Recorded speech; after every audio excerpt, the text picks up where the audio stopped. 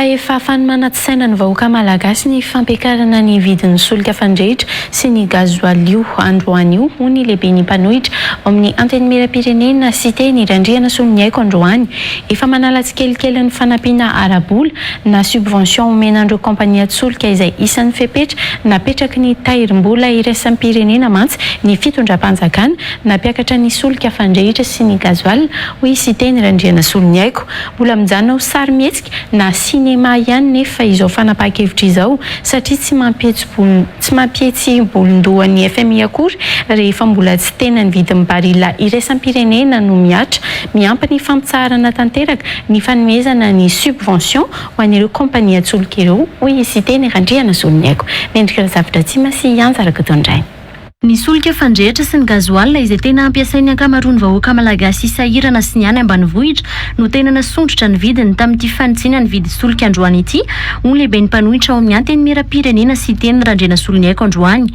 Efa fanomanana sahady ny vahoaka malagasy amin'ny fampiarana ny vidiny tena izy amin'ny vidy solika araka izany izao fanapahan-kevitry ny fanjakana nampiakatra ny solika fandrehitra sy ny gazoaly izao hoy cité ny randriana solonyaiko. Tsy ny solika rehetra no niakatra zany fa ny pétrole fampiasan'ny vahoaka malagasy sy ny gazoaly fa ny essence tsy niakatra. Inona ny antony? Tsotra ny antony ry zareo fa manomboka miasa ao anatin'ny sain'ny vahoaka malagasy zany miprepare ny sain'ny vahoaka malagasy ity fitondrana ity. Iza moa no tena mampiasa solika fandrehitra fa ny vahoaka malagasy any ambanivohitra sy ataontsika hoe ireo saranga somary ambanimbany amin'ny vahoaka malagasy no tena mampiasa ny solika fandrehitra. Voaporofo araka izany fa efa manalatsy kelikely ny fanampiana arabola na ny subvention an'ireo kompania solika araka ny fepetra napetraky ny tahirim-bola iraisam-pirenena na ny FMI tao anatin'ny lettre d'intention na ny taratasy fampatsiahivana navoakan'izy ireo farany hoy cité ny randriana solonyaiko. Tsy fampiarana ny vidin'ny solika iraisam-pirenena eto Madagasikara ihany mantsy no fepetra napetraky izy ireo fa isan'ny fepetra napetraky izy ireo ihany koa ny fampitsarana tanteraka ny fanomezana famatsiana arabola ireo kompania solika ireo intsony ho ny nambarany. Ohatrino moa no subvention tao anatiny 97 milliards d'ariary satria fahitako azy fefa mandeha mankany amin'ny lettre d'intention ny gouvernement tamin'izao fotoana izao satria ampiakariny io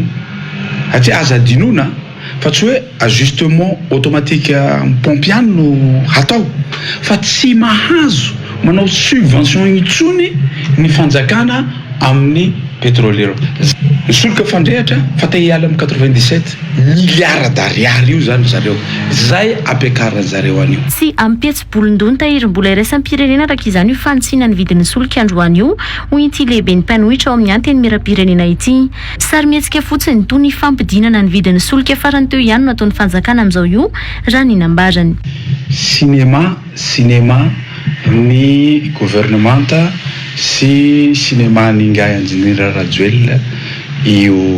zavatra io zany raha ny fifanarahana na lettre d'intention nataon'ny Sinevan'ny Ramatoa ministre sy ny gouverneur amin'ny banque centrale tsy zay fa sinema ataony le izy mbola tsy mampihetsika ny volondohan'ny FMI io zavatra io fa tsy hetsika zany ny FMI tant que tsy mipetraka hoe ajustement automatique tsy manao zéro subvention amin'ny pétrolier zay ry zareo vohetsika. Nanamafy moa cité ny randriana solonyaiko fa efa tsy tafavoaka tamin'ny fifanarahana tamin'ny FMI tao anatin'ny 5 taona voalohany ny tantana ny filohampirenena Rajoelina sy izao fitondrana izao ka mbola ho sahirana ihany koa amin'ity feptom-pitantanana faharoa ity.